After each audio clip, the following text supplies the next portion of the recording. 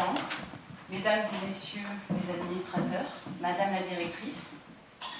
dans cette période où le dialogue budgétaire va s'engager entre nos établissements publics et notre tutelle pour la définition des budgets de l'année prochaine, tous les représentants des personnels de tous les parcs nationaux existants et en projet souhaitent vous alerter de façon unanime et d'une seule voix sur l'avenir des moyens que l'État nous alloue. En 2006, la loi de refondation des parcs nationaux en France a permis l'émergence de 3 nouveaux parcs nationaux et bientôt d'un 11e, avec le GIP des forêts de Champagne-Bourgogne, mais aussi de dynamiser nos territoires grâce à une gouvernance intégrant davantage les acteurs et les élus locaux. Il s'agit de ne pas déconstruire ce qui a été fait et bien fait 15 ans après. La loi pour la reconquête de la biodiversité, de la nature et des paysages de 2016 a sonné l'alarme quant à la prise en considération de l'érosion de la biodiversité en France. L'IPBES, réuni en session à Paris début mai, a publié un nouveau rapport basé sur plus de 15 000 sources scientifiques. Le constat de l'effondrement de la biodiversité est sans appel et doit faire l'objet de politiques locales et globales ambitieuses, ne serait-ce que pour la survie à terme de l'humanité. En France, les parcs nationaux ont une place singulière et irremplaçable dans le système de préservation de cette biodiversité. En effet, les parcs nationaux sont à la fois des territoires sentinelles pour le suivi de la biodiversité banale, mais également remarquable, des territoires où l'on entreprend des actions de reconquête de la biodiversité,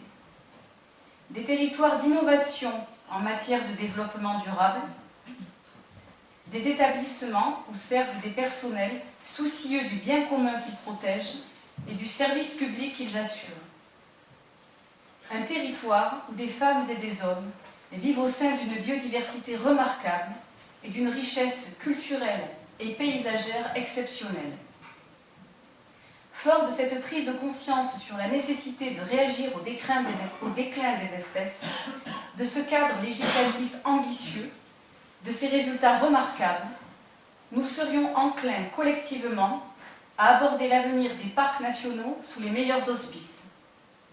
Mais voilà, la réalité est tout autre. Vous avez pu constater à travers les exercices budgétaires successifs que ces dernières années, l'ensemble de nos établissements ont déjà subi des baisses drastiques de leurs moyens humains et financiers, que la création du parc national des Calanques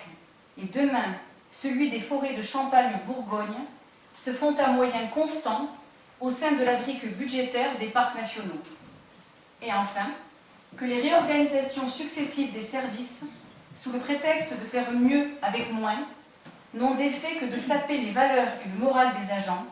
mais aussi d'amener une certaine souffrance dans l'exercice de nos métiers. Nous vous proposons donc de voter la motion suivante. Nous, Conseil d'administration de l'établissement public du Parc national des Cévennes, alertons le ministère de la Transition écologique et solidaire et le gouvernement français de l'impérieuse nécessité, au regard des enjeux de préservation et de reconquête de la biodiversité, d'assurer la pérennité du dispositif ambitieux que sont les parcs nationaux à la française, dans une logique de gestion soutenable des territoires. Ainsi, en portant un regard pragmatique et réaliste sur les efforts de réduction de la dépense publique, nous sollicitons tout au moins le rattrapage à hauteur des besoins réels des dotations pour compte de services publics des parcs existants, la fin des diminutions des moyens humains pour ces mêmes parcs existants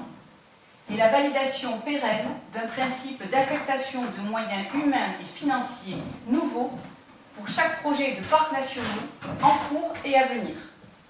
Nous prions le commissaire du gouvernement de bien vouloir relayer cette motion à notre ministère de tutelle. Merci.